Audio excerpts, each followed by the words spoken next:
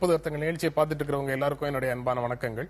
இன்றைய நிகழ்ச்சியில் பங்கேற்பதற்காக மார்க்சிஸ்ட் கம்யூனிஸ்ட் கட்சியின் சிந்தன் அவர்களும் சமூக ஆர்வலர் பானுகம்ஸ் அவர்களும் நம்ம அரங்கத்துக்கு வந்திருக்கிறாங்க. வணக்கம்.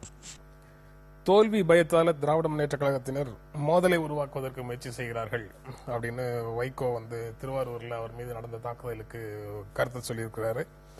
திருவாரூர்ல அவர் மீது கொலைவெறி தாக்குதல் நடந்தது அப்படின்னு சொல்லி மக்கள் நல கூட்டணி தலைவர்களும் கண்டனம் தெரிவிக்கிறாங்க. நீங்க எப்படி பாக்குறீங்க? தோல்வி பயத்தால போட்டியிலிருந்து மதிமுக பொதுச் செயலாளர் விலகிவிட்டார் அப்படின்னு சொல்லி திமுக தரப்பு குற்றம் சாட்டுது. தோல்வி பயத்தால என்னை தாக்க முயற்சி செய்கிறார்கள் அப்படின்னு சொல்லி அவர் குற்றம் சாட்டுறாரு. எப்படி பாக்குறீங்க? அதாவது அவர் சொல்லும்போது அந்த திமுக அலுவலகத்திலிருந்து வந்தாங்க, அங்கேருந்து தான் எல்லாரும் காத்திருந்து 100 பேருக்கு மேல மறைந்திருந்து நாங்க போற வழியில தாக்கணும். அப்ப அவர் திமுகவினர் தான் அங்கிருந்து வந்தாங்கிறதுக்கு அவர் சொல்றதுதான். அப்ப திமுக ஏன் தாக்க முற்படுகிறது அப்படிங்கிற கேள்விக்குள்ளதான் நாம போக முடியும். அடையாளம் தெரியாதவர்களால் தாக்கப்பட்டார்கள் அப்படின்னா அது வேற மாதிரி கொண்டு போகலாம். இவர் குறிப்பாக சொல்கிறார் அந்த அலுவலகத்திலிருந்து தான் வந்தாங்கும் போது, அப்ப அந்த பேஸ்ல பேசும்போது திமுகவினர் ஏன் தாக்குதலில் நாளிதழ்ல அந்த மாதிரி தாக்குதல் முயற்சியில் ஈடுபட்டவர்கள் கைது அப்படிங்கிற செய்தியும் ஒரு நாளிதழ்ல இருக்கு. அப்ப அந்த அடிப்படையில பார்க்கும்போது ஏன் திமுகவினர் தாக்க முற்படுகிறார்கள் போது வைகோ சொல்கிற அந்த பாயிண்ட்டை நாம எடுத்துக்கிடத்தான் வேண்டியிருக்கு. ஏன்னா ரொம்ப ஃபெரோஷியஸா வைகோ வர்சஸ் திமுக நடந்துகிட்டே இருக்கு. அந்த வார்த்தை மோதல் பெரிய அளவுல நடந்துகிட்டு இருக்கு. அப்படிங்கும்போது ஒரு அரசியல் களம், அதுவும் தேர்தல் நேரங்கும் போது பயங்கர ஒலட்டைலா இருக்கும்.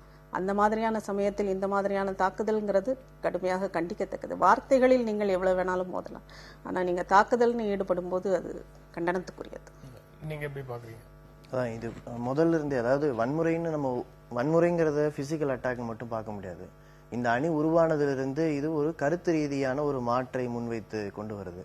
திமுகவோ அதிமுகவோ அந்த மாற்று சாத்தியம் இல்லைனோ அல்லது தாங்கள் எப்படி அந்த விஷயங்களை நிறைவேற்றுவோம்னோ அந்த மாதிரி இந்த அணியை கையாள்வதை விட வன்முறையை வேறு விதமாக கையாளுறாங்கன்னு நான் சொல்லுவேன். அது நீங்க கட்சியிலிருந்து சில நபர்களை இழுப்பதிலிருந்து எல்லாமே, எதெல்லாம் நேர்மையான அரசியல் வழிமுறை இல்லையோ அதெல்லாம் இங்க வன்முறையாக பிரயோகிக்கப்படுகிறது. இந்த மாதிரி இந்த நேரடி தாக்குதலை பொறுத்த வரைக்கும் சீரியஸ் ஆஃப் இன்சிடென்ட் நம்மளால சொல்ல முடியும். அது திருமாவளவன் மீது நடைபெற்ற தாக்குதலில் ஆரம்பித்து அந்த தாக்குதலை கண்டிக்கவில்லை, இந்த 2 கட்சிகளுமே கண்டிக்கல. அதுக்கு பிறகு பிரேமலதா விஜயகாந்த் தங்கியிருந்த போது அந்த விடுதிக்குள் சென்று தாக்குதல் முயற்சி நடக்கிறது. அப்புறம் தேமுதிக அலுவலகத்தின் மீது கல்வீச்சு நடந்தது. இப்படி நீங்க சீரியஸ் ஆஃப் இன்சிடென்ட் நம்ம பார்த்துட்டே வந்தோம்னா, ஈவன் வைகோ அவர்கள் ஒரு தவறான ஸ்டேட்மெண்ட் கொடுத்துட்டேன்னு அதுக்கு பிறகு மன்னிப்பு கேட்ட பிறகும் கூட அந்த ஒரு டயலாக் நடக்கலங்க. அப்போ தலைமைகளுடைய பொறுப்பு என்ன? ஒரு முக்கியமான கட்சி இந்த தேர்தல் களத்தில் எப்படிப்பட்ட அரசியலை விரும்புகிறது என்று பார்த்தால், அமைதியாக இருந்து நடப்பதை வேடிக்கை பார்ப்பது அல்லது தூண்டி விட்டு ஒரு மௌனம் சாதிப்பதுங்கிற அந்த அணுகுமுறையை திமுக அதிமுக 2 தலைமைகளுமே கடைபிடித்து வந்திருக்கிறாங்க. இந்த குறிப்பிட்ட நிகழ்வு திராவிட முன்னேற்ற கழகம் மேல அவர் குறிப்பாக குற்றம் சாட்டுறாரு. ஆமா. ஆனா நீங்க தேமுதிக அலுவலகம் தாக்கப்பட்டது, தேமுதிக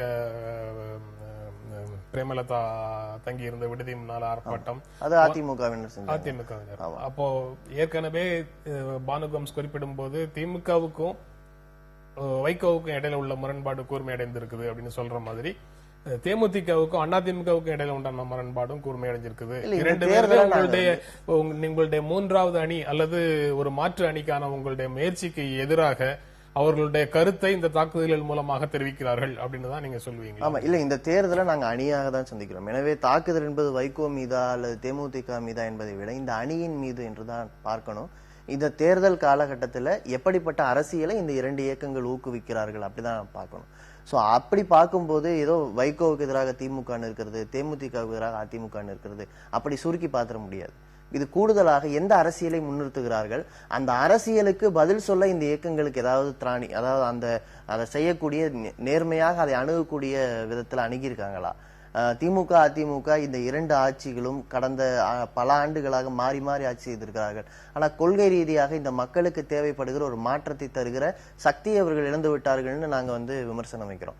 இந்த விமர்சனத்திற்கு நேர்மையான பதிலை அல்லது ஊழல் குற்றச்சாட்டுகளை 2 மீதும் வைக்கிறோம், அல்ல மதுவிலக்கா 2 மீதும் குற்றச்சாட்டுகளை வைக்கிறோம். இந்த பிரச்சனையில இல்ல நாங்க எக்ஸ்க்ளூசிவா தனி வேறுபட்டவர்கள் என்று அவர்கள் பதில் சொல்லி அணுகுகிற வடிவம் என்பது முதல்ல இருந்தே அவங்க அதை எடுக்கல. இப்படிதான் நம்ம பார்க்கணும். இந்த அணியின் மீதான தாக்குதலாக இந்த 2 இயக்கங்களுமே வன்முறையின் மீதும் இவருடைய இந்த மாற்றத்தை அடக்கி விடலாம் என்று விரும்புகிறார்கள். இதுக்கு வந்து முன்னாலேயே பல உதாரணங்கள் இருக்கு. இவங்களோட அரசியல் கட்சிகள்லயே மாற்று கருத்துக்கள் எமர்ஜ் ஆன போது எப்படிப்பட்ட வன்முறையின் மூலம் அடக்கி இருக்கிறாங்கன்னு நமக்கு தெரியும். அது மாற்று கருத்து வந்து எப்படிப்பட்டதா வேணாலும் இருக்கலாம். கருத்து ரீதியா இப்ப நீங்க வந்து ஒரு கருத்து கணிப்பு வெளியிட்டதற்காக பத்திரிகையாளர் மீது நடந்த தாக்குதலா இருக்கலாம், அல்லது திமுக ஆட்சி காலத்துல அந்த உள்ளாட்சி தேர்தல் நேரத்துல எப்படிப்பட்ட வன்முறைகள் இங்க அரங்கேறிச்சுன்னு நம்ம பார்த்தோம். அதாவது அரசியல் கொள்கை ரீதியான அரசியல் என்பதை விட்டு மசில் பவர் காட்டுவது என்பதை அவர்கள் ரொம்ப காலமாவே கடைபிடிச்சிட்டு தான் வந்துட்டு இருக்காங்கன்னு பார்க்கணும். இல்ல, வன்முறை நிறைந்த அரசியல்ங்கும் போது அந்த வன்முறை பாணியை எந்த கட்சியும் அதிலிருந்து விலக்கி வைக்க முடியாது. எல்லா கட்சிகளும் வன்முறை அரசியலில் ஈடுபட்டிருக்கின்றன. அதற்கான வரலாற்று பதிவுகளும் நம்ம கிட்ட இருக்கு. அதனால எந்த கட்சியும் ஒரு ஹை ஸ்டாண்ட் மாரல் கிரவுண்ட் எடுத்துட்டு மற்ற கட்சிகள்லாம் வன்முறையில் ஈடுபடுதுன்னு சொல்ல முடியாது. ஆனா தமிழக தேர்தல் களம் அறமற்ற அரசியலைத்தான் எந்த நேரமுமே வந்து முன்னெடுத்து செல்கிறது. எந்த அரசியல் கட்சியை நாம் அறம் நிறைந்த அரசியலை இவர்கள் செய்கிறார்கள் யாராவது ஒரு கட்சியை நாம பாயிண்ட் அவுட் பண்ண முடியுமா? முடியாது. எல்லாருமே அறமற்ற அரசியலை தான் செய்கிறார்கள். அது எவ்வளவு தூரம் டீக்ரேட் ஆகி எவ்வளவு சீரழிவை நோக்கி போய்கொண்டிருக்கிறதுங்கிறது அந்த சீரழிவுகளின் கிரேடத்தான் நாம இப்ப பார்த்துட்டு இருக்கோம். மிகவும் தரம் தாழ்ந்த அரசியல். ஒரு வன்முறைங்கிறது மசில் பவராகத்தான் இருக்கணுங்கிறதுல வார்த்தைகளின் மூலம் என்ன மாதிரியான வன்முறையை நீங்கள் தூண்டுகிறீர்கள்? ஒரு அரசியல் தலைவர்கள் இன்னொரு அரசியல் தலைவர்களை என்ன மாதிரியாக பேசுகிறார்கள்? என்ன மாதிரியான ஜாதியை குறிப்பிட்டும், அவருடைய உருவத்தை குறிப்பிட்டும், அவருடைய இருப்பை குறிப்பிட்டும், அவருடைய ஒழுக்கத்தை குறிப்பிட்டும் என்ன மாதிரியான தேர்தல் பிரச்சாரங்கள் நடக்கின்றன? அதை வந்து 2ஆம் தர 3ஆம் தர பேச்சாளர்கள் பேசுகிறார்கள் நான் சொல்ல மாட்டேன், தலைவர்களே பேசுகிறார். அப்ப இந்த மாதிரி தலைவர்களைத்தான் தமிழகம் கண்டுகொண்டிருக்கிறார் 60 வருடங்களாக. அப்ப இதைத்தான் நாம பேசணும். இதுவும் ஒரு வகை உச்சகட்ட வன்முறைன்னு தான் நாம பார்க்கணும். வார்த்தைகளால் வரக்கூடிய வன்முறையையும் சேர்த்தே தான் பார்க்கணும். ஆமா, இல்ல வன்முறைன்னு பாத்துட்டோம்னா எல்லா விதம் இப்ப இவங்க பானுகம்ஸ் அவர் சொல்றதுல இருந்து யாருமே சரியில்லை என்கிற வாதத்தை இந்த நேரத்துல வைப்பது பொருத்தமா இருக்காதுன்னு நினைக்கிறேன். ஏன்னா நாம் எதை நோக்கி எந்த விதமான ஐடியலான ஒரு சூழலை நோக்கி விரும்புகிறோமோ அதை நம்ம பிரச்சாரம் பண்றோம். இது அரசியல் தாண்டியது. நான் ஒரு அரசியல் கட்சியில இருக்கலாம், அவங்க ஒரு அரசியல் கட்சியில இருக்கலாம், அது இல்லைங்க பிரச்சனை. நாம் எந்த விதமான போட்டியை எந்த விதமான விவாத சூழலை உருவாக்க விரும்புகிறோமோ அதுக்காக பேசுவதும் இந்த நேரத்தில் அவசியம் நினைக்கிறேன். இது அரசியல் தாண்டியும் கூட எப்படிப்பட்ட சூழலை விரும்புகிறோம் என்பது அது தனியா ஒரு முன்வைக்க வேண்டிய கோரிக்கை, வலியுறுத்த வேண்டிய விஷயம். அப்படி பார்த்தா இன்றைக்கு இப்ப இருக்கிற நிலைமையிலிருந்து தமிழக அரசியலை எப்படி இன்னும் மேம்படுத்தலாம், அதற்கான வழிவகை எது, அதற்கான சூழலை எப்படி, இந்த விவாத காலத்தை எப்படி உருவாக்குவது என்றுதான் நான் பார்க்கணும்னு நினைக்கிறேன். அது ஒரு பக்கம். இன்னொரு பக்கம் வந்து தோல்வி பயத்தால அப்படின்னு சொல்றீங்க. திராவிட முன்னேற்ற கழகத்துக்கு தோல்வி பயம் இல்லை. நாங்க வந்து அனைத்து இந்திய அண்ணா திராவிட முன்னேற்ற கழகமோ திமுகவோ தான் போட்டியிலேயே இருக்கு, வேற யாரும் இங்க போட்டியிலேயே இல்ல அப்படிங்கிற நம்பிக்கையோட தானே அவங்க இருக்கிறாங்க. அவங்க வந்து மறுமலர்ச்சி திமுகவை பார்த்தோ அல்லது உங்களுடைய அணியை பார்த்தோ அஞ்சுகிறார்கள்னு சொல்வதற்கு என்ன முகாந்திரம் இருக்கு? இல்ல, எப்பவுமே வந்து திமுகவுடைய அரசியலும் சரி அதிமுகவுடைய அரசியலும் சரி வெற்றிதான் எங்களுடைய இலக்கு என்பதை தான் அவர்கள் பெரும்பாலும் சமீப காலங்களில் சொல்லி வந்திருக்காங்க. ஸோ இந்த முறை வந்து தாங்கள் நினைக்கக்கூடிய ஒரு பெரிய அணி, இப்ப நீங்க வந்து ஸ்டாலின் அவர் வந்து பீகார் போயிட்டு வந்தார், ஒரு மெகா கூட்டணி அமைக்க வேண்டும், அதே மாதிரி அமைக்கணும்னு அங்க ராகுல் காந்தியை பார்த்து பேசிட்டு வந்தார். இங்க வரும்போது அவங்களுக்கு அது சாத்தியம் இல்லைங்கிறது வெளிப்படையாக தெரியுது. ஸோ எதை நோக்கி போனாங்க, அதே மாதிரி பழம் நழுவி பாலில் விழும்னு சொன்னது, இதெல்லாம் வந்து ஒரு எதிர்பார்ப்பு அவங்களுக்கு இருந்தது. அது தேர்தலுக்கு முன்பே ஒரு அணியாக அவர்களுக்கு சேரவில்லைன்னு நம்ம இதை இருந்து 2 விதமா பார்க்க வேண்டியிருக்கு. அதாவது பொதுவாகவே திமுக அதிமுக சிறிய அளவுல உருவாகி வருகிற, தனக்கு மாற்றாக உருவாகி வருகிற எந்த முழக்கத்தையும் தேர்தல் அணிச்சேர்க்கையின் மூலமாக அவர்கள் அதை வந்து பலவீனப்படுத்தி வந்திருக்கிறார்கள். அது வந்து சிறிய கட்சிகளும் கூட இந்த தேர்தல் முறையின் காரணமாக அதுக்கு உள்ளாய் வந்திருக்காங்க. ஆனா இப்போது ஒரு வெளிப்படையான ஒரு மாற்றத்திற்கான தேவையை மக்கள் மத்தியில பிரச்சாரம் செஞ்சு ஒரு ஓராண்டு காலமாக பல இயக்கங்கள், அது பாட்டாளி மக்கள் கட்சியா இருக்கலாம், மக்கள் நல கூட்டணியா இருக்கலாம், ஒரு கடந்த காலமாக மக்கள் மத்தியில வந்து பிரச்சாரம் நடந்துகிட்டே வந்ததை நம்ம பார்த்தோம். அதற்கு ஒரு வடிவமும் கிடைத்து விட்டதுங்கிறத வந்து இது இந்த தேர்தல்ல இதற்கு முன்பு நாம் பார்க்காத ஒரு மாற்றம் என்பதை நாம் ஒத்துக்கிட்டு தான் ஆகணும். அந்த மாற்றத்தை இவங்க எப்படி அணுகுறாங்க, நான் அதான் சொன்னேன். இது வந்து பிரச்சார ரீதியில் அவங்க அணுகி இருந்தாங்கன்னு சொன்னா நான் வந்து பயம் இல்லைன்னு கூட சொல்லுவேன். ஏன்னா நாங்கள் தான் வெற்றி உருவம் என்று சொன்னால் மக்கள் மத்தியில திமுக அதிமுகவுக்கு மாற்று ஒன்று உருவாகாது என்று அவர்கள் பிரச்சாரம் மூலமாக அணுகியிருக்க முடியும். ஆனா நேரடியாக வைக்கிற குற்றச்சாட்டுகளுக்கு இதுவரை பதில் கிடையாது. அவங்களுக்குள்ளே ஒரு நாடகத்தனமான திமுகவை அதிமுக தாக்குவது, அதிமுகவை திமுக தாக்குவது என்றபடியே தான் ரொம்ப காலமாக இந்த விவாத பொருள்கள்லாம் அப்படிதான் வந்துட்டு இருந்திருக்கு. இல்ல, நீங்க திருவாரூர்ல பேசும்போது திமுக தலைவர் கருணாநிதியை பற்றி எதுவும் பேச வேண்டாம்னு நினைச்சிட்டு தான் போனேன். ஆனா வழியில இந்த தாக்குதல் நடந்த உடனே பயம் காரணமாக பேசாம போயிட்டேன்னு ஆயிடக்கூடாது அப்படிங்கறதுக்காக காவிரி பிரச்சனை, மீத்தேன் பிரச்சனை, ஈழத்தமிழர்களுக்கு கருணாநிதி செய்த துரோகம் இதையெல்லாம் சுட்டிக்காட்டி கருணாநிதிக்கு ஓட்டு போடுவது காவிரி மண்ணுக்கு செய்யும் துரோகம்னு சொன்னேன் அப்படின்னு சொல்றாரு. பதற்றம் அதிகமாகி மோதல் வந்துவிடக்கூடாதுங்கிறதுக்காக அதை பற்றி எதுவுமே பேசாம நான் திரும்பி வந்துட்டேன்னு சொல்றாரு. அந்த ஏரியாவை நீங்க எப்படி பாக்குறீங்க? கன்வின்சிங்கா இருக்கிற மாதிரி தெரியல. இல்ல, கன்வின்சிங்கா இல்ல. ஏன்னா திருவாரூர்ல நீங்க போய் பேசும்போது பரப்புரை யாரை எதிர்கொள்வதாக இருக்கணும்? ஆளுங்கட்சியை எதிர்த்து பேச வேண்டியதான், அது பரப்புரையில் ஒன்று. ஆனா இதை சுத்தமா ஒதுக்கிடுவேன், கருணாநிதியை பற்றி பேச வேண்டாம் என்று நினைத்தேன்னு சொல்லுவது அந்த அரசியலுக்கு எதிர்ப்பு. பேச மாட்டேன்னு வசந்தி தேவி சொன்ன, நான் முதல்வரை எதிர்த்து போட்டியிடலைன்னு சொல்லும் போதே அந்த இடத்துல யூ லூஸ் த கிரவுண்ட். நீங்க எதற்காக ஒரு தேர்தலில் போட்டியிடுகிறீங்க? இவர்களை எதிர்த்து தான் நான் நிக்கிறேன்னு சொல்லும் போதுதான் மக்களுடைய கவனம் உங்கள் மீது. ஒரு வேட்பாளராக நின்றுட்டு நான் இந்த என்னுடைய முக்கியமான எதிர் வேட்பாளரை நான் எதிர்க்கலைன்னு நீங்க சொல்றீங்கன்னா அந்த இடத்துல நீங்க தோற்று போய்விட்டீர்கள். நீங்க தேர்தலுக்கே போக வேண்டாம், வாக்குப்பதிவுக்கே போக வேண்டாம், நீங்கள் தோற்று விட்டீர்கள் தான். அதே போலதான் இந்த மாதிரியான ஸ்டேட்மெண்ட்டையும் நான் பாக்குறேன். நீங்க ஃபெரோஷியஸா எவ்வளவு தூரம் உங்களுடைய கருத்துக்களை களத்தில் எடுத்துக்கொண்டு, அதுதான் இங்க கருத்து மோதலே இங்க நடக்கிறது இல்லை. வெறுமனே அவதூறுகள், ஒருவர் மீது ஒருவர் அவதூறுகளை பேசுவதுதான் இங்க தொடர்ந்து நடக்கிறது. இல்ல, அவர் வைகோ அவர் சொல்றது அந்த வன்முறையை அவர் நேர்ல சந்திச்சுட்டு அடுத்தது பிரச்சாரத்துக்கு போறாரு. அந்த மேடையில பேசலாமா என்பதுதான் அவருக்கு. ஏன்னா இப்பதான் தாக்குதல் நடந்திருக்கு, நம்முடைய அணிகளை தூண்டி விடுவது போல பேசிடக்கூடாதுன்னு அவருடைய ஒரு காசியஸா அதை ஒரு முடிவெடுக்கிறாரு. அதே சமயம் நம்ம பேசாம இருந்தோம்னா அது பகடி செய்து அது மீண்டும் ஒரு வன்முறைக்கு வழியாகி விடுங்கிறதுனால பேசுனேன்னு சொல்றாரு. அது அந்த ஐசோலேட்டடா அந்த இன்சிடென்ட்டை தான் நம்ம பார்க்கணும்னு நான் நினைக்கிறேன். இல்ல, அந்த நிகழ்வு நடக்கிறதுக்கு முன்னாலேயே அந்த கூட்டத்துல பேசும் மனநிலையோட நான் போகல அப்படிங்கிறது அவர் சொல்ற மாதிரி தான் அர்த்தமாகுது. அந்த கருப்பு கொடி ஆர்ப்பாட்டமோ அல்லது கருப்பு கொடியால கருப்பு கொடி கம்புகளால தாக்குதலும் நடந்ததுக்கு பிறகுதான் கருணாநிதியை பற்றி அங்கு பேசுவது என்று முடிவெடுத்தேன் அப்படின்னு அவர் சொல்றாரு. அப்படி சொல்ல முடியாது. இந்த பிரச்சார களம் முழுக்க நம்ம பார்த்திருக்கோமே, திமுக அதிமுக இரண்டையும். அப்புறம் அந்த ஸ்டேட்மெண்ட் ஏன் வருது? திமுக தலைவர் கருணாநிதியை பற்றி எதுவும் பேச வேண்டாம் என்று எண்ணிக்கொண்டுதான் சென்றேன் அப்படின்னு. அந்த தாக்குதலுக்கு பிறகு அந்த இடத்துல ஒரு திமுக வெர்சஸ் வைகோ அல்லது திமுக வெர்சஸ் மதிமுக அல்லது மக்கள் நல கூட்டணி என்ற ஒரு சூழலை உருவாக்கிவிட வேண்டாம் என்று அவர் நினைத்திருக்கலாம். அதே மாதிரிதான் அந்த தாக்குதலை பத்தி அவர் பேசல, மாறாக அரசியல் விமர்சனங்களை முன்வைத்திருக்கிறார். கடைசியா அந்த ப்ராசஸ் அவர் எக்ஸ்பிளைன் பண்ணிருக்காருன்னு பார்க்கலாம். சரி, இந்த பகுதியை நிறைவு செய்யற இடத்துல இருக்கிறோம். அவதூறுகளை பற்றி பேசுறோம். கொள்ளுப்பேரன் காலம் வரைக்கும் ஆட்சியில நீடிக்க விரும்பும் கருணாநிதினு தாப்பாண்டியன் கருணாநிதி மேல விமர்சனம் வைக்கிறாரு. இதுவும் கூட அவரு கொள்ளுப்பேரனோ அதுக்கு அடுத்த ஜெனரேஷனோ அவர் இருந்து போட்டியிடுவதற்கு அவருக்கு உடல்நலம் அனுமதித்தால் அவர் போட்டியிடுறாரு. மக்கள் விரும்பினால் அவரை தேர்ந்தெடுக்கிறாங்க. இதுல இந்த மாதிரி பேச வேண்டிய அவசியம் என்ன? அந்த பேட்டியிலேயே தாப்பாண்டியன் அவர்கள் தெளிவாக அவருக்கு போட்டியிடுகிற உரிமை இருக்கிறது, அவர் எத்தனை வயதானாலும் இருக்கணும். ரெண்டாவது அவர் பிரச்சாரத்துக்கு செல்வதை பாராட்டி கூட அவர் சொல்லியிருக்காரு. அது இல்ல அங்க விஷயம். மாறாக இளைஞர்களுக்கு வாய்ப்பளிப்பேன் என்று, இளைஞர்கள் தான் மாற்றத்தை கொண்டு வர வேண்டும் என்று பேசிய கருணாநிதியுடைய செயல்பாடுகள்ல ஒரு செல்ஃப் கான்ட்ரடிக்ஷன் இருக்குன்னு அவர் சுட்டிக்காட்டார். தலைப்பு எப்படி வேணா எடுத்து போட்டிருக்கலாம், ஆனா அந்த செய்தியினுடைய நோக்கம் என்னன்னா ஒரு செல்ஃப் கான்ட்ரடிக்ஷன் இருக்கு, இளைஞர்களுக்கு வாய்ப்பு கொடுங்கன்னு சொல்றாரு. ஆனா தான் அரசியல்ல முதல்வராக வேண்டும், 6வது முறையாக முதல்வராக வேண்டும் சொல்றாரு. 6வது முறையாக முதல்வராகுவது தமிழ்நாட்டு நலனுக்காகவா அல்லது அவருடைய குடும்ப நலனுக்காகவா என்கிற அரசியல் பிரச்சனை தான் அங்க வருது. அப்ப பாண்டியன் அவர்கள் அதை சுட்டி காட்டுகிறார். இது அடுத்த தலைமுறைக்கும் சேர்த்து அதிகாரத்தை சேர்த்து வைப்பதா அவருடைய நோக்கமா இருக்கு, தமிழக நலன் என்று என்னால் பார்க்க முடியலன்னு சொல்றாரு. இது ஒரு பொலிட்டிக்கல் கிரிட்டிசிசம் தான்.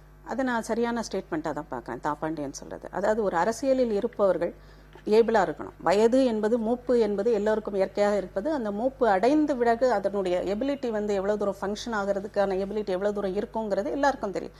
இயற்கையை மீறி அதை சாண்டி ஒன்றும் செய்வதற்கு இல்லை. ஆனா இங்க என்ன வெளிப்படுதுன்னா 93 வயதிலும் அவர் என்ன சொல்றாரு, 103 வயதானாலும் நான் உங்களை தேடி வருவேன். இது எல்லாம் செல்ஃப் கோல், ஒரு கின்னஸ் ரெக்கார்ட் மாதிரி.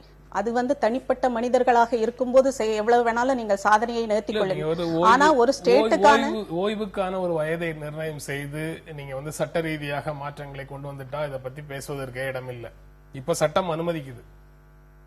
அவர் பதவியில் இருப்பதற்கான உடல்நலம் தனக்கு சரியாக இருக்குன்னு அவர் நம்புறாரு, அவர் கட்சி நம்புது. மக்கள் நம்புனாங்கன்னா அவர் ஆக போறாரு, மக்கள் நம்பலன்னா அவர் ஆகல. அதே போல மக்களுக்கு அதை விமர்சிப்பதற்கான உரிமையும் இருக்குது. எந்த இடத்துல இருந்து அந்த உரிமை வருகிறது? எல்லாமே சட்டம் சொல்லித்தான் நடக்கணும் அப்படின்னா ஒரு நாட்டில் தார்மீக பொறுப்புங்கிறதுக்கு அர்த்தமே இல்லை. தார்மீகங்கிற வார்த்தைக்கு அர்த்தமே இல்லாம போகும். எல்லாமே சட்டம் சொன்னா தான் நான் இது பண்ணுவேங்கிறதுக்கு நாம கண்ணை கட்டிய குதிரைகள் இல்லை, மனிதர்கள், அறிவு படித்தவர்கள். இது எது நடப்பெறும், எது நட முடியாது, எதை செய்ய முடியும், எதை செய்ய முடியாதுங்கிறதை உணர்ந்தவர்கள். ஒரு ஸ்டேட்டினுடைய ஹெட்டாக இருப்பதற்கு உங்களுக்கு பிசிக்கல் எபிலிட்டிங்கிறது இட்ஸ் அ மஸ்ட். அது முக்கியமான ஒரு கிரைட்டீரியா. அதை நீங்க ஒதுக்கிட்டு நான் ஒரு கின்னஸ் ரெக்கார்ட் பண்றேன், 6வது தடவையா இதாகிறேன், இத்தனை வயதில் மூத்த தலைவராக நான் தான் இருக்கிறேன்னு சொல்வதெல்லாம் மக்களுக்கு ஒரு குடிமகனாக நான் பார்க்கும்போது எனக்கு அது சரியானதாக படல. ஒரு அரசு அலுவலருக்கே 60 வயதோடு முடியுதுங்கும் போது ஒரு ஸ்டேட்டையே கட்டி ஆள வேண்டிய ஒரு இது என்னதான் அதிகாரிகள் உங்களுக்கு பாயிண்ட் எடுத்து கொடுத்து நீங்க சொல்லி எல்லாம் பண்ணினால் கூட உங்களுக்குன்னு ஒரு எபிலிட்டி, பிசிக்கல் எபிலிட்டி தேவை. இந்த மாதிரியாக ஜனநாயகத்தை திணிப்பதுங்கிறது ஜனநாயகத்தின் கருப்பு பக்கமாகத்தான் நான் பார்க்கிறேன். இந்திய அளவுல ஏராளமான பிரச்சனைகள்ல சட்ட ரீதியாக சரியா, தார்மீக ரீதியாக சரியா, சட்ட ரீதியாக சரியா இருந்தாலும் தார்மீக ரீதியாக சரியா அப்படிங்கிற கேள்வி வரும்போது பலர் பலவிதமான நிலைகளை எடுக்கிறாங்க. அது எல்லாமே செலக்டிவா இருக்கிற மாதிரி இருக்கு. அவர்கள் அரசியல் சார்பு செலக்டிவா இருக்கிற மாதிரி இருக்கு. நம்ம கூட்டணி ஆட்சிக்கு தமிழ்நாடு தயாராகி கொண்டிருக்கிறது அப்படின்னு சொல்லி இந்திய கம்யூனிஸ்ட் கட்சியினுடைய நாடாளுமன்ற உறுப்பினர் டி ராஜா இங்க செய்தியாளர்கள்ட்ட பேசும்போது சொல்றாரு. அப்படியா, கூட்டணி ஆட்சிக்கு ஒரு பகுதி தயாராகிறது அப்படிங்கறத எந்த அளவுகோல்ல ஒரு தலைவரால சொல்ல முடியும்? அவர் அவருடைய கூட்டணி அடிப்படையில சொல்றாரு. அது அந்த மாற்று அணி அப்படின்னு சொல்றதை விட அந்த கூட்டணி ஆட்சிக்கான அணி அப்படின்னு சொல்றதைத்தான் நான் சரின்னு சொல்லுவேன். அந்த வகையில அது கரெக்ட் தான். ஆனா தமிழக மக்கள் அந்த மூடுக்கு வராங்கன்னா இப்பதான் அந்த இது மாற்று வேணுங்கிற நினைப்பு இருக்குது அவங்களுக்கு. அது கூட்டணி ஆட்சியாக இருக்கும்போது இன்னும் இந்த 2 பிரதான கட்சிகளினுடைய அந்த இரும்பு பிடியிலிருந்து கொஞ்சம் தமிழகம் விலகி கொஞ்சம் ரிலாக்ஸ்டான ஒரு இதுக்கு கொண்டு வர முடியும். அதுதான் ஃபர்ஸ்ட் ஸ்டெப்பாக இருக்க முடியும். மாற்றுங்கிறத நோக்கி, முழுமையான மாற்றை நோக்கி போவதற்கு முன்னால் இவர்களுடைய இரும்பு பிடியை தளர்த்துவதுங்கிறது. அந்த வகையில மக்கள் நல கூட்டணிங்கிறது அதற்கான ஒரு இதை ஆரம்பிச்சிருக்கிறாங்க அப்படின்னு நான் பார்க்கிறேன். அதற்கு பிறகு வேறு நபர்களால மக்கள் நல கூட்டணிக்கு ஒருவேளை கூட்டணி ஆட்சிக்கு வாய்ப்பு கிடைச்சதுன்னா அதற்கு பிறகு வேறு நபர்களால அந்த இடத்தை நிரப்பிக் கொள்ள முடியும். முதல்ல இந்த 2 பெரிய முதன்மையான கட்சிகளையும் அகற்றணுங்கிறத விட அவங்களுடைய இரும்பு பிடியை தளர்த்தணும்னு தான் நான் இப்ப சொல்றேன். அகற்றுவதுங்கிறதுக்கு இன்னும் நிறைய ப்ராசஸ் இருக்கு. அது ஒரு 10 வருடங்கள் கூட எடுக்கலாம். ஆனா இப்ப கூட்டணி ஆட்சிங்கிறது கூட தேர்தலுக்கு பின்னால் மக்கள் நல கூட்டணியில் இருக்கிற கட்சிகள் 2 பிரதான கட்சிகள் ஏதோ ஒரு கட்சியுடன் சேர்ந்துதான் கூட்டணி ஆட்சிக்கு போக முடியுங்கிறது தான் இன்றைய யதார்த்த நிலைமை. அப்ப உடனே அவங்க 2 பேரையும் களத்துல இருந்து நீக்கிட்டாங்க, முழுமையா நீக்கிட்டாங்கன்னு சொல்ல முடியாது. இப்போது கூட்டணி ஆட்சின்னு சொல்லுவதே மக்கள் நல கூட்டணி அந்த கூட்டணிக்குள் இருக்கிற கட்சிகளோடு சேர்ந்து ஒரு ஆட்சி அமைக்கும் சொல்லுவதை விட 2 பிரதான கட்சிகள் ஏதோ ஒரு கட்சியோடு சேர்ந்துதான் இவங்க கூட்டணி ஆட்சிக்குள்ளேயே போக முடியுங்கிறது தான். அதற்கு அடுத்து இன்னொரு 10 வருடங்களில் முழுமையான மாற்றுங்கிறத உருவாவதற்கான ஒரு சான்ஸ் இருக்கு. இல்ல அது இது ஒரு இப்ப எங்க அணியினுடைய நோக்கத்தை குறுகலாக பார்ப்பதுன்னு நான் நினைக்கிறேன். கூட்டணி ஆட்சி என்பதுதான் உங்க அணியுடைய நோக்கத்தை மட்டும் குறுகலா பார்க்கல. அதாவது தனி கட்சி ஆட்சி தான் நடத்துவோம்னு சொல்ற 2 முதன்மையான கட்சிகளும் கூட தங்களுடைய நிலையிலிருந்து அந்த முழக்கத்தை போக வேண்டியது இருக்குங்கிறதையும் சேர்த்து இல்ல அந்த முழக்கத்தை நம்ம முன்வைக்கும் போதே என்ன பிரச்சனை வந்துருதுன்னா, நீங்க திமுகவோடோ அதிமுகவோடோ அரசியல் செய்ய முடியாது அப்படின்னு சொல்றாங்க. அது தேர்தலுக்கு முன்பா தேர்தலுக்கு பின்பாங்கிறது தான் பிரச்சனைன்னு போஸ்ட் பண்றதா மாறிடுது. இப்ப நம்ம நடைமுறை எடுத்து பார்ப்போமே, அதிமுக 234 தொகுதிகளிலையும் இரட்டை இலை சின்னத்துல போட்டியிட்டேன்னு சொல்றாங்க. அது நீங்க பெரும்பகுதி நீங்க தோல்வி உற்றாலும் கூட தனியா பிரிஞ்சு சில எம்எல்ஏக்களோ இல்ல சில கட்சி நம்மோட இருந்து ஜெயிக்கிற கட்சி வேற கோலிஷனுக்கு ஒரு கூட்டணிக்கு போயிடக்கூடாது என்கிற அச்சத்திலிருந்து வருகிறது. அதே மாதிரி திமுக தொடர்ந்து நாங்க கூட்டணி ஆட்சி அமைக்கல, ஈவன் காங்கிரஸ் கூட இருந்தாலும் கூட கூட்டணி ஆட்சி நாங்க அமைக்க மாட்டோம், நாங்க தனிச்சுதான் ஆட்சி அமைப்போம் என்பது அவங்களுடைய ஆட்டிடியூட். அது டிக்ளேர்டு பொசிஷனா இருக்கு, இந்த 2 கட்சியோட பொசிஷனா இருக்கு. இந்த சூழல்ல மக்கள் நல கூட்டணி ஏன் கூட்டணி ஆட்சியை பத்தி பேசுறதுன்னு தான் நம்ம பார்க்கணும். அப்போ எங்களுடைய கூட்டணி ஆட்சி என்பது ஏற்கனவே நாங்கள் தொகுதி பங்கீடு செய்திருப்பதே 104 சீட்டுகள்ல தேமுதிக இருப்பது, மக்கள் நல கூட்டணி 104, 26 சீட்ல தமிழ் மாநில காங்கிரஸ் தான் பிரிச்சிருக்கோம். இது எங்களுடைய அணியுடைய நோக்கத்தை நாங்கள் எட்டுவோம் என்பதுதான் இதுல பார்க்கணுமே தவிர இதை தாண்டி அது திமுகவோடு சேரும் அதிமுகவோடு சேரும் என்று பார்க்க வேண்டியது. ஏன்னா ஏற்கனவே மிக வெளிப்படையாக இந்த 2 கட்சிகளும் ஆட்சிக்கு வரக்கூடாது என்பது மட்டுமல்ல, இவர்கள் ஒருவேளை பெரும்பான்மை எங்களுக்கு கிடைக்காவிட்டால் நாங்கள் ஆட்சி அமைக்க மாட்டோமே தவிர அவர்கள் வேணா இணைஞ்சு ஆட்சி அமைக்கட்டுங்கிறது தான் எங்களுடைய பார்வை. திமுக அதிமுகவே நாங்கள் ஒரே கட்சியாக ஒரே விதமான கொள்கைகளுக்கு இருமுகங்களாக நாங்க பாக்குறோம். அப்படி ஒருவேளை ஒரு தொங்கு பாராளுமன்றம் மாதிரி வந்தா திமுக அதிமுக இணைஞ்சு ஆட்சி அமைக்கட்டும். தொங்கு சட்டமன்றம் வந்தா திமுகவும் அதிமுகவும் மக்கள் நல கூட்டணியில் இருக்கிற தேமுதிகவோ தமாகவோ மக்கள் நல கூட்டணியில் இருக்கிற கட்சிகளோ தேர்தலுக்கு பிறகு இந்த இரண்டு பிரதான கட்சிகளுடன் சேர்ந்து கூட்டணி ஆட்சி போக மாட்டாங்கன்னு அவர் சொல்றாருன்னு நான் எடுத்துக்கிறேன். ஆமா, அப்படிதான் இந்த தேர்தலை நாங்க சந்திக்கிறோம். அப்படி இருந்தால் மட்டும்தான் அவர்கள் இன்றைக்கு பேசக்கூடிய விஷயங்கள்ல உறுதியாக தேர்தலுக்கு பிறகும் இருக்கிறார்கள் என்று பொருள். இந்த கூட்டணியில இருந்து 10-15 சீட்டுகள்ல ஜெயிச்சுட்டு அதுக்கப்புறம் தேவைப்பட்டால் திமுகவோட அதிமுகவோட ஒரு அணி போகுதுன்னா, ஒரு கட்சி போகுதுன்னா அதற்கு வேறு பொருள்.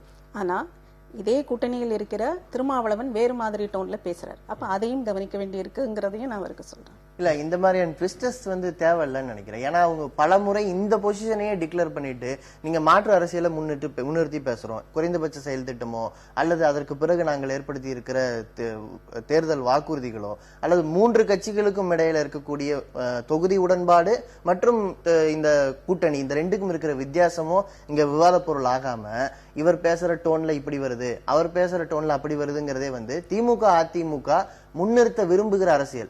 எப்படியா இருந்தாலும் நீங்க எங்க கிட்ட தான் முன்னிறுத்த விரும்புகிற அரசியல் மட்டும் அதை சொல்ல முடியுமான்னு எனக்கு புரியல. அது தேமுதிக மக்கள் நல கூட்டணி தமாக அந்த அதை மூன்று யூனிட்டாக பார்த்தாலும் அதற்குள்ள முரண்பாடுகள் இருக்கு.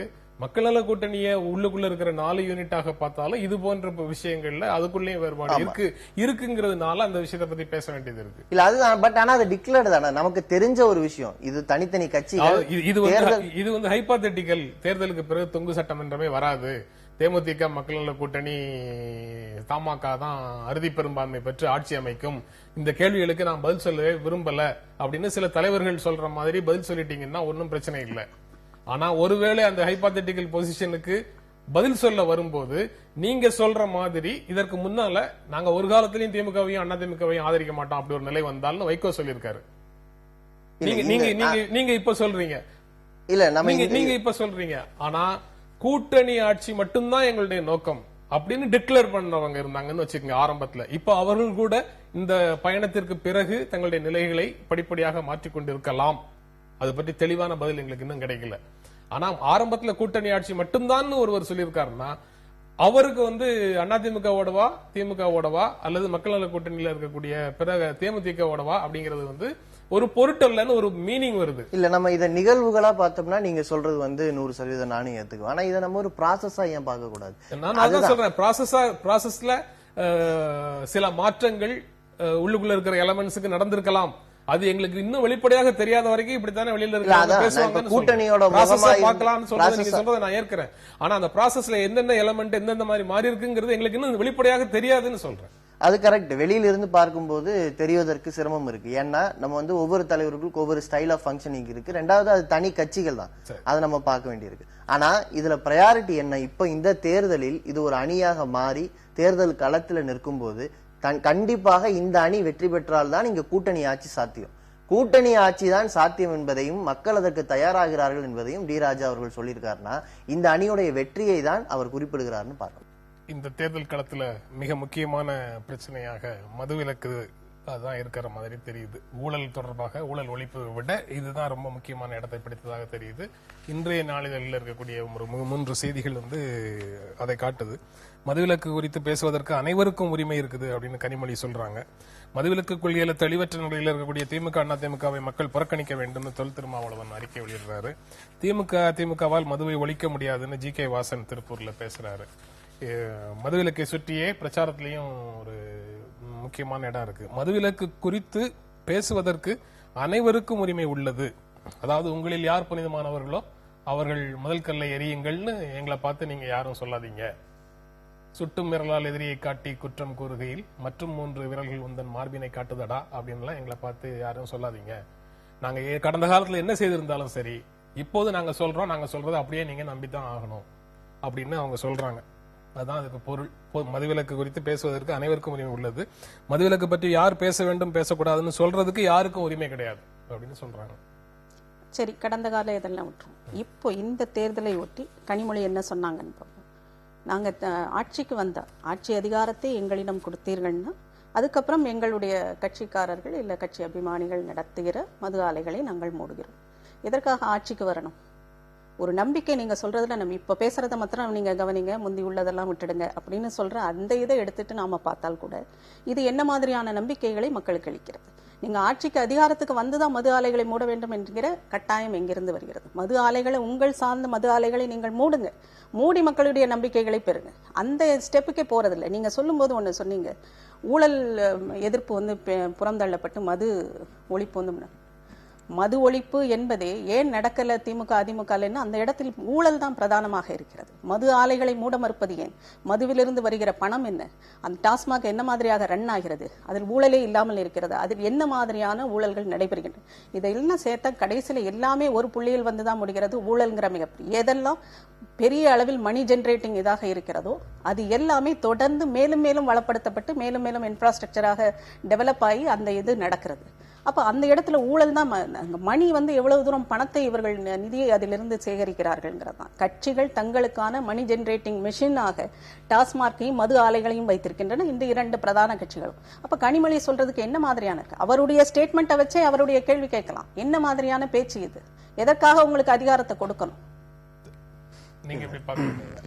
அதான் இதை தாண்டி இன்னொரு பார்வையும் இருக்கு. அதாவது மது ஆலைகளை அவங்க ஏன் இப்பவே மூடக்கூடாது அல்லது ஏன் இதை செய்யக்கூடாதுங்கிறத விட தேர்தல் காலத்துல மட்டும் ஏன் முழக்கம் வைக்கணும், இல்ல ஆட்சி அதிகாரத்துக்கு ஏன் நீங்க வரணும், இந்த கேள்விகள் எல்லாத்தையும் விட இந்த ஒட்டுமொத்த கட்சிகளுடைய கட்டமைப்பு, அதனுடைய கிளை செயலாளர் ஆரம்பிச்சு தலைமை பதவி வரைக்கும் மது விற்பனையோடு எப்படி பின்னி பிணைந்திருக்கிறார்கள்னு பார்க்கணும். மது கடைகளுக்கு ஒட்டி நடக்கக்கூடிய அருந்துவதோடு அப்படின்னு சொல்லுவீங்களோன்னு நினைச்சேன். நல்ல வேளை நீங்க அப்படி சொல்லல. ஆனா அவங்களுடைய ஒருங்கிணைப்பாளர் வந்து கூட்டத்துக்கு யாரும் குடிச்சிட்டு வரக்கூடாதுன்னு எல்லாம் கண்டிஷன் போடுறாரு. பொது வெளியில குடிக்க கூடாதுங்கிறது ஒரு சரியான நிலைப்பாடு தான். அவர் எடுக்கிற நிலைப்பாட்டை நான் சொல்லல. ஆனா அவர்களை வந்து ஒரு சிஸ்டத்துக்கு பலியானவர்களை குற்றவாளிகளாக்க கூடிய ஒரு போக்கு வந்து வைகோ மேடைகள்ல இருந்து இருக்கு. திமுக மேடையில கருணாநிதி பேசும்போதும் இருக்கு. தீண்டத்தகாதவர்களாக மது அருந்துபவர்களை பார்க்க வேண்டும் அப்படின்னு சொல்லி அவர் பேசுறாரு. ஆக வைகோ நடந்து கொள்ளும் முறையிலையும் கருணாநிதி பேசுறதுலயும் கிட்டத்தட்ட ஒரே டோன் வெளிப்படுது. இல்ல, உங்க கேள்வியில பதில் இருக்கு. அதாவது சிஸ்டத்துக்கு அடிக்ட் ஆனவங்க, சிஸ்டத்தால பாதிக்கப்பட்டவங்க நம்ம எப்படி பாக்குறோங்கிறது. பொதுவா ஒரு தலைவர் நீங்க குடிச்சிட்டு வராதீங்க, குடிச்சிட்டு வாக்கு கேட்க போகாதீங்க என்று சொல்வது ஒரு பிரச்சார அளவுல பார்க்கலாம். ஆனா அது தீண்டத்தகாத பண்பாட்டு அளவுல நீங்க வந்து இந்த ஊர்ல மது கடைகளே, அதாவது பார்களே இல்லாம, மது கூடங்களே இல்லாம இருக்கிற ஒரு சூழல் இருந்து கடையிலிருந்து வாங்கி நீ வீட்டுல வச்சு சாப்பிடு, வீட்டை விட்டு வெளியில வராத, மூடிய அறைக்குள்ள நீ இருங்கிற மாதிரி ஒரு பண்பாட்டை கடந்த காலத்துல மது விற்பனை செய்தவர்கள் உருவாக்கி வச்சிருந்தாங்கன்னா இன்னைக்கு பொது வெளியில குடிச்சிட்டு வர்றவங்களை பற்றி பேசுவதற்கு நமக்கு தார்மீக பலம் இருக்கு.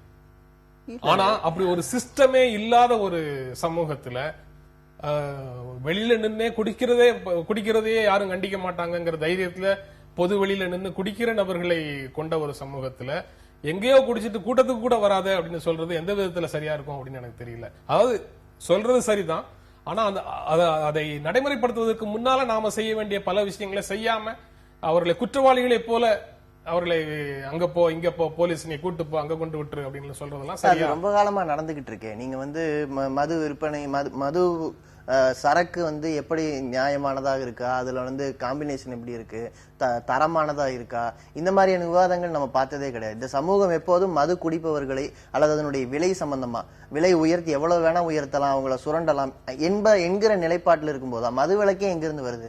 சாமானிய மக்களை சுரண்டுகிற கருவியாக மது, அதனுடைய விலையும் சரி, அதனுடைய விற்பனை முறையும் சரி, நான் சொன்னேன் இல்லையா, அந்த பார்ல ஆரம்பிச்சு பெரிய மது ஆலைகள் நடத்துகிற வரைக்கும் அதுல நீங்க வந்து அரசுக்கு வருகிற வரி வருவாயை பத்தி மட்டும் தான் நம்ம பெரும்பாலும் பேசியிருக்கோம். ஒட்டுமொத்தமாக இதுல எத்தனை லட்சம் கோடி புழக்குகிறது? சாமானியர்களுடைய உழைப்பை, அந்த உழைப்புல வர காசை வந்து நீங்க உடனடியா உறிஞ்சிட்டீங்கன்னா பொருளாதாரத்துல அதுக்கு, அந்த பணத்துக்கு இருக்கிற மற்ற மதிப்பு எங்கு காணாமல் போகிறது? இது ஒரு பெரிய பிரச்சனை. அதே சமயம் தனி மனித ஒழுக்கம் சார்ந்து பிரச்சாரம் அவசியமானதுன்னு நம்ம பார்க்கணும். இந்த பிரச்சாரங்கள் ஆரம்பிக்கும் போது கொஞ்சம் சிரமமா தான் இருக்கும். ஆனா இந்த பிரச்சாரத்துடைய எண்டு, ஒரு முடிவு எங்க போய் நிக்க போகுதுன்னா, இப்படி வெளிப்படையாக அரசியல் மேடைகள்ல மதுவை பற்றியும் மது குடிப்பதை பற்றியும் ஒரு விவாதம் உருவாகும் போது அது வந்து மற்ற விவாத களங்கள்ல எதிரொலிக்கும். இந்த எதிரொலிப்பு இன்னைக்கு தேவைப்படுதுன்னு நான் நினைக்கிறேன். நீங்க எப்படி பாக்குறீங்க? அது பார் பத்தி சொன்னாரு. அந்த பார்னு வரும்போது எல்லா அரசியல் கட்சிகள் மீதும் நம்மளுடைய பார்வை கண்டிப்பாக திரும்பும். 2 கட்சிகள் மட்டும்தான் பார் நடத்துற லைசன்ஸ் வச்சிருக்காங்க. கட்சிக்காரங்களுக்கு தான் பார் நடத்துற லைசன்ஸ் கொடுக்குறாங்க. ஆனா 2 கட்சிகளோடு அது நின்று விட்டதா, மற்ற கட்சிக்காரங்கள்ட்ட அந்த லைசன்ஸ் இல்லையான்னு கேட்கணும். அப்போ ஒவ்வொரு கட்சி மது ஒழிப்பை பேசுகிற ஒவ்வொரு கட்சியும் தன்னுடைய கட்சியை சேர்ந்தவர்கள் யாரெல்லாம் பார் நடத்துறாங்க அவங்களெல்லாம் அந்த லைசன்ஸ் வேண்டாம்னு சொல்லி திரும்ப கொடுப்பதோ இல்ல இது மூடுவதோ அந்த மாதிரியான முன்னெடுப்பாடுகளை செய்கிறார்களா, முன்னெடுப்புகளைன்னு பார்த்தா இல்ல. லைசன்ஸ் வாங்கின பார்கள் மட்டும்தான் இருக்காங்கிறதும் இன்னொரு கேள்வி. ஆமா, ஆனா நான் பேசுவது அடிப்படையான அறம். நீங்க இரட்டை நிலையிலிருந்து பேசுகிற மது ஒழிப்பை பேசுகிற ஒவ்வொரு கட்சியிடமும் ஒரு இரட்டை நிலையை நான் பாக்குறேன். அப்ப யார் பேசுறத நம்புறதுங்கிறது இருக்குது இல்ல. எல்லாருக்குமே இது ஒரு மணி ஜெனரேட்டிங் மிஷினாகத்தான் இருக்கு. அப்ப அந்த இடத்துல அரசியல் கட்சிகள் தங்களுக்கான பணம் சம்பாதிக்கும் விஷயமாகத்தான் டாஸ்மாகையோ மது பார் நடத்துறதையோ மது தொழிற்சாலைகளையோ பாக்குறாங்களே தவிர மக்களுக்கு மாரல் கிளாஸ் எடுக்கிறதுக்கு அரசியல் கட்சிகளுக்கு எந்த அரசியல் கட்சிக்கும் தகுதியே கிடையாதுன்னு நினைக்கிறேன். மது குடிப்பது ஒவ்வொருவருடைய தனி மனித உரிமைங்கிற ஸ்டாண்ட்ல இருந்து பாக்குறதா இருந்தா அரசுங்கிறது நிர்வாகம் சம்பந்தப்பட்டது. விற்பனையாளராக அரசு மாறும்போது அந்த இடத்துல பிரச்சனை வருது. இங்க அரசு விற்பனையாளராக மாறுகிறது, டார்கெட் வச்சு வைக்குது. அப்ப நீங்க மாரல் கிளாஸ் எடுக்க முடியாது மக்களுக்கு. நீங்க முதல்ல எவ்வளவு தூரம் மாரல் பைண்டிங்கா இருக்கிறீங்கிற ஒரு கேள்வி வருது. அதாவது அரசு விற்பனையாளராக மாறலாமான்னு வரும்போது இந்த விவாதமே வேற தளத்துக்கு வந்துருது. அது மது விற்பனையாக இருந்தாலும் சரி, மது விலக்கை தன்னுடைய இலக்காக வைத்துக் கொண்டு ஆனால் விற்பனையை அரசு நடத்த வேணுங்கிறது தான் சரியான பார்வையா இருக்கும். நீங்க தனியார் கையில பார் இருக்கிறதே பிரச்சனைன்னு வந்ததுன்னா தனியார் கையில கடை போனா என்ன ஆகும்? அது இல்ல இங்க பிரச்சனை. அதை நம்ம அப்படி பார்க்க கூடாது. இதை மது விலக்கு தன்னுடைய இலக்காகத்தான் அரசு வைத்து இருக்கிறது ஏட்டளவுல.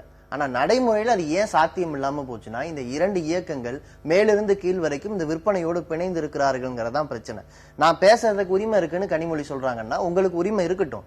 ஆனா தார்மீகமாக அதை அமுலாக்குகிற அந்த பலம் இருக்கிறதா? அந்த கேள்விதான் அங்க நிக்குது. உங்களால அதை அமலாக்க முடியும்னு மக்களை நீங்க நம்ப சொல்றீங்க. ஆனா நம்புவதற்கான ஏதாவது ஒரு வெளிப்படையாக ஒரு வெளிப்பாட்டை காட்டுங்க. அது கீழ இருந்து மேல் வரைக்கும் நீங்க போராட்ட களத்தில் இருந்திருக்கீங்களா, இல்ல விவாத களத்தில் இருந்திருக்கீங்களா? தேர்தல் என்று வந்த பிறகு அதுவும் அதிகாரத்தை கொடுத்தால் இதை செய்வேன் என்று சொல்வது என்ன விதமான வாக்குறுதி? இப்படிதான் நம்ம கேட்கணும். அதிகாரத்தை கொடுத்தால் மதுவிலக்கை நடைமுறைப்படுத்துவோம் அப்படின்னு சொல்றத புரிஞ்சுக்க முடியும். ஆனா ஆட்சிக்கு வந்தால் மது ஆலைகளை மூடுவோம் அப்படின்னு எங்கள் சார்பாகன்னா திமுகவினர் சார்ந்த அவர்களுடைய திமுகவினருடைய குடும்பங்கள் சார்ந்த மது ஆலைகளை மூடுவதற்கே நாங்க ஆட்சிக்கு வர வேண்டியது இருக்குன்னா இவங்க பானுகம்ஸ் மணி ஜெனரேட்டிங் மெஷினாக அந்த தொழில பாக்குறோம்னு சொல்றாங்க. அப்ப மது ஆலைகளை மூடணும்னா வேறு வழியில மணி ஜெனரேட் பண்றதுக்கான ப்ராசஸ் வாய்ப்பு கிடைச்சா தான் இதை மூடுவோம்ங்கிற பொருள் வருது அதுக்குள்ள. அப்ப ஆட்சி அதிகாரம்ங்கிறதுக்கு ஆட்சிக்கு வந்தால் மது ஆலைகளை மூடுவோம்னா எங்களுக்கு வேற வழியில பணம் வந்தா தான் எங்க கட்சிக்கோ கட்சி சார்ந்த நபர்களுக்கோ வேற வழியில பணம் வர்றதுக்கான வாய்ப்பு வந்தா தான் ஆலைகளை மூடுவோம் அப்படின்னா அந்த ஸ்டேட்மெண்ட்டுக்குள்ள நீங்க இல்ல அது நம்ம பொருள் பார்க்கலாம். ஆனா அந்த நோக்கத்துல அவங்க சொல்லியிருப்பாங்கன்னு சொல்ல முடியும். வேற என்ன நோக்கம் சொல்ல முடியும்? ஆட்சி அதிகாரம் வந்துதான் நாங்கள் சம்பந்தப்பட்ட மது ஆலைகளை மூடுவோம்னு சொல்ல வேண்டிய அவசியம் என்ன? எதுக்காக உங்களுக்கு அதிகாரத்தை கொடுக்கணும்? அதிகாரம் இல்லாமலே நீங்க உங்களுடைய மது ஆலைகளை மூடிக்காமீங்க, அதுக்கப்புறம் பேசுங்க. ஒன்ஸ் ஃபார் ஆல் உங்க மது ஆலைகளை மூடுங்க. இல்ல தமிழ்நாட்டுக்கு சப்ளை பண்ண மாட்டோம், மற்ற ஸ்டேட்டுக்கு சப்ளை பண்றோம்னா அதை சொல்லுங்க. ஏதோ ஒரு வகையில் ஒரு நம்பிக்கை ஏற்படுத்துங்கள். ஏன்னா மது ஆலைகளை மது விற்பனையை தொடங்கி வைத்தது இந்த 2 கட்சிகள் தான். தொடர்ந்து நடத்துவதும் டார்கெட் வைத்து விற்பதும் இந்த 2 கட்சிகளுக்கும் உடன்பாடான ஒரு விஷயமாக இருக்கும்போது நீங்க சொல்றதை நாங்க கொஞ்சமே நம்பணும் அப்படின்னா நீங்கள் இந்த சமயத்தில் என்ன பேசுகிறீர்கள்? பழசெல்லாம் மறந்துருங்கன்னு சொன்னா இந்த சமயத்தில் நீங்க பேசுவது என்ன? ஒரு சிறு திருத்தம் கூட சிறு மாற்றம் கூட உங்களிடம் இல்லாத போது மக்கள் ஏன் உங்களுக்கு வாக்களிக்க வேண்டும்? திரும்ப ஏன் உங்களை கொண்டு வந்து உட்காரணும் அதிகாரத்தில்? நீங்க இந்த 2 கட்சிகள் பேசுவதை பற்றி நீங்க சொல்றீங்க. ஆனா நீங்க கொஞ்சம் முதல்ல பேசும்போது எல்லா அரசியல் கட்சிகளுமே இதுல இரட்டை நிலைன்னு சொல்றீங்களே, அதை விளக்கி சொல்ல முடியுமா? அதுதான் சொன்னேனே, பார் நடத்துவதற்கான லைசன்ஸ் கட்சிகளுக்கு தான். பாட்டாளி மக்கள் கட்சி நடத்துதா, அல்லது மார்க்சிஸ்ட் கம்யூனிஸ்ட் கட்சி நடத்துதா, பாரதிய ஜனதா கட்சி நடத்துதா? அவர்களுக்கெல்லாம் பார் நடத்தக்கூடிய லைசன்ஸ் வாங்கி இருக்கிறாங்களா அவங்க கட்சியில? ஆனா மக்கள் நல கூட்டணியில நீங்க குறிப்பிடுகிற இந்த கட்சிகள் தான் இருக்குதா? மற்ற கட்சிகள் எல்லாம் இருக்கிறாங்கல்ல, அவங்களுக்கெல்லாம் நடத்துகிற உரிமை கொடுக்கப்படவில்லையா? தேமுதிகவுக்கு இருக்கா, தமாகவுக்கு இருக்கா? அந்த கேள்வி நீங்க அப்படி பொதுவாக சொல்லிட்டீங்கன்னா அவங்களுக்கு இருக்கோங்கிற ஒரு உணர்வு வருது. இருக்கிற கட்சிகள் தான் நான் சொன்னேன். இருக்கிற கட்சிகள், இல்லாத கட்சிகளை விட்டுரும். இருக்கிற கட்சிகள் தங்களுடைய அந்த லைசன்ஸை இது பண்ணிருக்காங்களா, அதை தன் கட்சிக்காரர்கள் நடத்துகிறார்கள்ங்கிற அந்த இதாவது அவங்க அவேர்னஸ் ஆகுது அவங்களுக்கு இருக்குதா? அதை தடுப்பதற்கான முயற்சி என்ன எடுத்தாங்க? இல்ல நம்ம இப்ப ஏற்கனவே போன விவாதத்துல வந்த பிரச்சனை தான். புனிதத்தை அளவுகோலாக வைத்துக்கொண்டு பார்க்க முடியாது. இந்த பிரச்சனையை பொறுத்த வரைக்கும் யார் உங்களதான் நீங்க சொன்னீங்களே கல்லறிவதற்கு யாருடைய கை தகுதியானதோ அது கல்லறியட்டும்னு அப்படி பார்க்க முடியாது. ஆனால் இந்த இரண்டு இயக்கங்களும் தேர்தல் வாக்குறுதியாக கொடுக்கிற இந்த விஷயத்தை நடைமுறை சாத்தியமாக்குறார்கள் என்ற நம்பிக்கை வருகிறது. அந்த இரண்டு இயக்கங்களையும் மட்டும் கடந்த காலத்துல நீங்க புனிதமாக இல்லை அப்படின்னு சொல்லி இல்ல, அந்த புனிதம் சார்ந்த நான் பேசலையே. அதுதான் நான் சொன்னது. இப்ப இருக்கிற நீங்க உங்களுடைய நடைமுறையில அந்த நம்பிக்கையை எழுப்புகிற விதமாக உங்களுடைய விவாதங்கள் இருக்குதா என்று நான் பாக்குறேன். அதிமுக திமுகவினுடைய மது ஆலைகளை பெயர் சொல்லி கூட குறிப்பிடுறாங்க, திமுகவினர் அதிமுக மது ஆலைகளை பெயர் சொல்லி குறிப்பிடுறாங்க. ஆனா இந்த இரண்டு மது ஆலைகளிலிருந்து மிகப்பெரிய அளவுல கொள்முதல் நடந்திருக்கு. அதே மாதிரி இந்த சிஸ்டம் முழுக்கவும் யார் ஆளுங்கட்சியா வருகிறார்களோ அந்த ஆளுங்கட்சிக்கு சாதகமாக அந்த சிஸ்டமே திருப்பப்படுது. இது நடைமுறையில நடந்துட்டு இருக்கிற விஷயம். இந்த நடைமுறையை மக்கள் மத்தியில் அம்பலப்படுத்துகிற போது யார் சொல்வதற்கு தகுதியானவர்கள் என்கிற வாதம் ஏன் வருதுன்னா, இதை அமுலாக்க வேண்டும் என்பது மக்களுடைய விருப்பம். அந்த விருப்பம் நிறைவேறுவதற்கு யாருக்கு வாக்களிக்க வேண்டும் என்கிற கேள்வியிலிருந்து வருது. நாங்க சொல்றதுக்கு எங்களுக்கு உரிமை இருக்கு என்று திமுகவினர் சொல்லும் போது அந்த உரிமை உங்களுக்கு இருக்கிறதா அல்லது அந்த உரிமை மட்டும் போதுமா, உங்களால நிறைவேற்ற முடியுமா என்பதை அம்பலப்படுத்த வேண்டிய தேவை மற்ற கட்சிகளுக்கு இருக்கு. அப்படி முடியாது என்பதை நாங்க மக்கள் நல கூட்டணி சார்பா சொல்றோம். அந்த சிஸ்டத்துக்குள்ள எங்கேயோ சில மூலைகள்ல தேமுதிக சார்ந்தவர்களோ, தமாக சார்ந்தவர்களோ, விடுதலை சிறுத்தைகள் சார்ந்தவர்களோ, இந்திய கம்யூனிஸ்ட் கட்சி, மார்க்சிஸ்ட் கம்யூனிஸ்ட் கட்சி, பாட்டாளி மக்கள் கட்சி, பாஜக, நாம் தமிழர் சார்ந்தவர்களோ ஓரிருவர் அந்த ப்ராசஸுக்குள்ள போயிருந்திருக்கலாம். அதை நீங்க சொல்றீங்கன்னு நான் புரிஞ்சுக்கிறேன். எனக்கு உண்மையிலேயே அப்படி யாரும் இருக்காங்களாங்கிறதுக்கான ஆதாரம் எதுவும் என்கிட்ட இல்ல. நீங்க சொல்றதுல இருந்து நீங்க எல்லாரையுமே சொல்றீங்க. அதனால எல்லாருக்கும் இரட்டைகள் இருக்குதுன்னு அந்த மாதிரி சொல்றீங்கன்னு புரிஞ்சுக்கிறேன். அப்படி இருந்ததுன்னா கூட, ஒருவேளை அப்படி இருந்தால் கூட, அவர்கள் அதை பற்றி பேசுவதற்கு தகுதி இழந்து விடுவார்களா? சிஸ்டமேட்டிக்கா ஒரு சிஸ்டத்தையே இந்த மாதிரி வச்சிருக்கிற நபர்களுக்கும் இவர்களுக்கு, அதாவது அதிகாரப்பூர்வமா கட்சியினுடைய அதிகாரத்தை வச்சிருக்கக்கூடிய தலைமை அப்படி இல்லை. ஆனா எங்கேயோ ஒரு சிலர் இருக்காங்கிற அமைப்புகளையும் இதையும் ஒரே தளத்துல வச்சு பார்க்க முடியும். இல்ல, ஒரே தளத்துல இருந்து வச்சு பார்க்கல, அது தவறும் கூட. ஒரே தளத்துல வச்சு பார்க்க முடியாது. ஆனா எங்கிருந்து இந்த பிரச்சனை வருகிறதுன்னா, தேர்தலில் போட்டியிடுவதற்கு பணம் மிகப்பெரிய அளவில் தேவைப்படுகிறது, பிரச்சாரத்துக்கு மிகப்பெரிய அளவில் தேவைப்படுகிறது. ஆக ஒரு கட்சி நடத்துறது, சிறிய அளவில் ஒரு சிறிய கட்சியை நடத்துவதற்கு கூட பெரும் அளவில் நிதி தேவைப்படுகிறதுங்கும் போது அவங்களுக்கு அந்த பணத்தை எப்படியாவது சம்பாதிக்க வேண்டும்ங்கிற ஒரு பிரஷர் இருக்குது. அப்ப அந்த அழுத்தத்தின் அடிப்படையில தான் இந்த இதெல்லாம் எல்லா கட்சிகளுமே ஓரளவுல ஒரு இரட்டை நிலையை நோக்கி போகுதுங்கிறது அந்த நிதிக்கான தேவை. அப்ப சிஸ்டம் அந்த இடத்துல நாம அந்த சிஸ்டம் என்ன மாதிரியாக கட்சிகளை ஒரு அழுத்தத்துக்கு உள்ளாக்குதுன்னு நாம பார்க்கணும். இன்னைக்கு ஒரு பொதுக்கூட்டம் போடணும்னா எவ்வளவு பிரம்மாண்டத்தை காட்டுகிறார்களோ அவ்வளவுக்கு அவ்வளவு அந்த கட்சிக்கு ஏதோ மிகப்பெரிய மக்கள் சப்போர்ட் இருக்குன்னு நாம பார்க்கணும். இவ்வளவு பெரிய பிரம்மாண்ட கூட்டங்கள் எதுக்கு? இவ்வளவு பெரிய மக்கள் திரள கூட்டி ஒரு பொதுக்கூட்டம் நடத்த வேண்டிய அவசியம் இருக்கு. அதற்கெல்லாம் பணம் எவ்வளவு செலவு? ஒவ்வொரு கட்சியும் தனக்கான ஒரு தொலைக்காட்சியை உருவாக்குது. அந்த தொலைக்காட்சிக்கான நிதி எங்கிருந்து வருகிறது? அப்ப அந்த நிதியை திரட்டுவதற்கு அந்த கட்சிகள் என்ன செய்தன, என்ன மாதிரியான நிலைப்பாடுகளை எடுத்தன, எதை விட்டு கொடுத்தன, எதை பெற்றன? ஆக ஒவ்வொரு இதுக்குள்ளேயும் நாம நுழைந்து பார்த்தோம்னா அந்த இடத்தில் பணம் தான் மிகப்பெரிய ரோல் பிளே. தொடர்ந்து அதிமுக அது போன்ற பிரம்மாண்டமான பொதுக்கூட்டங்களை நடத்திட்டு இருக்கு. திமுக நடத்தும். திருச்சியில மக்கள் நல கூட்டணி ஒரு மாநாடு நடத்த போகுது. மோடி சென்னையில நடத்த போறாரு. அவங்க ரெண்டு பேரும் நடத்தும் போது இதை வேகமாக சொல்றீங்களோ அப்படின்னு திமுக நடத்தும் போதெல்லாம் அது கண்டுகொள்ளாமல் போகப்படுது. மோடி நடத்தும் போதும் மக்கள் நல கூட்டணி நடத்தும் போதும் இந்த பொதுக்கூட்டத்துக்கான அவசியம் என்ன அப்படின்னு நீங்க கேக்குறீங்களா? இந்த திமுக அதிமுக நடத்துகிற இந்த பிரம்மாண்ட பொதுக்கூட்டங்கள் தான் மற்ற கட்சிகளுக்கு ஒரு அழுத்தத்தை கொடுக்கின்றன. நாம அந்த மாதிரி கொடுக்கணும், இல்லைன்னா நாம பிக்சர்லயே இல்லாம போகிறோம். மீடியாவே முதல்ல கவர் பண்ணாது. அங்க கூட்டமே வரலைங்கிற ஒரு செய்தியை நீங்க போட்டீங்கன்னா தொலைஞ்சது. அவர்களுடைய அத்தனை எஃபர்ட்டும் அங்க வேஸ்ட் ஆக போகுது. ஆக இந்த சிஸ்டம்ங்கிறது மீடியா, இந்த கட்சிகள் கொடுக்கிற, பிரதான கட்சிகள் கொடுக்கிற அழுத்தம், இது எல்லாம். அப்ப நான் அந்த கூட்டத்தை விமர்சிக்கிறேன் அப்படின்னா, இரண்டு பிரதான கட்சிகள் போடுகிற இந்த அரசியல் டிராமாவை தானே. எதற்காக இவ்வளவு பெரிய இது? நீங்கள் 5 வருடங்களில் உங்கள் ஆட்சியின் மூலமோ இல்ல ஆண்ட கட்சியான திமுக கடந்த 5 வருடங்களில் செய்த ஆட்சியின் மூலமோ உங்களுடைய திட்டங்கள் மக்களை போய் சென்றிருந்ததுன்னா இவ்வளவு பெரிய கூட்டத்தை கூட்டி நீங்க தொடர்ந்து பேச வேண்டிய அவசியமே இல்லை. மக்கள் உங்கள் பின்னால் திரண்டு நிற்பார்கள். ஆக அந்த மாதிரியான ஒரு இதுல ஒவ்வொரு எலெக்ஷனுக்கும் நீங்க இந்த மாதிரி விரிவடைஞ்சுகிட்டே போகுது இந்த மாதிரியான டிராமா. நிகழ்ச்சி நிறைவு செய்யற இடத்துல இருக்கிறோம். திமுக அதிமுகவை மக்கள் புறக்கணிக்க வேண்டும், மதுவிலக்கு கொள்கையில தெளிவற்ற நிலையில இருக்கக்கூடிய திமுக அதிமுகவை மக்கள் புறக்கணிக்க வேண்டும் திருமாவளவன் சொல்றாரு. ஆனா மதுவிலக்கு பற்றி பேசுவதற்கு எல்லாருக்கும் உரிமை இருக்குன்னு கனிமொழி சொல்றாங்க. இதுதான் மையமான பகுதி.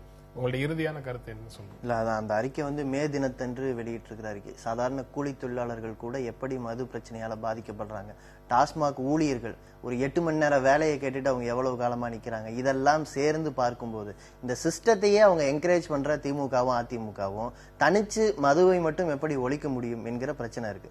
சோ இந்த சிஸ்டத்துக்குள்ள ஒரு மாற்றத்தை முன்னிறுத்தி அரசியல் நடத்தக்கூடிய மக்கள் நல கூட்டணியால தான் இதை செய்ய முடியும் என்பதுதான் அந்த முடிவுக்கு நம்ம வர வேண்டியிருக்கு. நீங்க உங்களுடைய இறுதியான கருத்து? அவருடைய கூட்டணிக்காக பிரச்சாரம் பண்றாரு. பட் நான் பொறுத்திருந்து பார்ப்பதற்கான, ஏன்னா மாற்றுங்கிறதோ கூட்டணி ஆட்சிக்கான ஒரு இதுங்கிறதோ எவ்வளவு தூரம் வலிமையாக நீங்க ஒவ்வொரு தடவையும் 2 விதமா, நான் இவங்களை எதிர்க்கல, இல்ல இவங்களை எதிர்த்து பேச விரும்பல, இல்ல நான் இவங்களையே எதிர்த்து நான் போட்டியிடல, நான் சாதாரணமா தனிப்பட்ட முறையில் போட்டியிடுறேன், இந்த மாதிரியான கன்ஃபியூசிங் ஸ்டேட்மெண்ட்ஸ் எல்லாம் உங்களுக்கான இடத்தை நீங்கள் கொஞ்சம் கொஞ்சமாக இழப்பதற்கான ஒரு இதாக தான் நான் பாக்குறேன். அப்போ இன்னும் போகணும். இன்னும் இவர்கள் என்ன மாதிரியான பிரச்சாரங்களை முன்னெடுக்கிறார்கள்ங்கிறத பார்த்து தான் அந்த மாற்றா கூட்டணி ஆட்சியாங்கிறத நோக்கி மக்களுடைய நம்பிக்கை திரும்பும். இந்த நிகழ்ச்சியில் பங்கேற்று உங்களுடைய கருத்துக்களை பகிர்ந்து கொண்டிருக்க எங்கள் நெஞ்சார்ந்த நன்றி. மீண்டும் சந்திப்போம். நன்றி, வணக்கம்.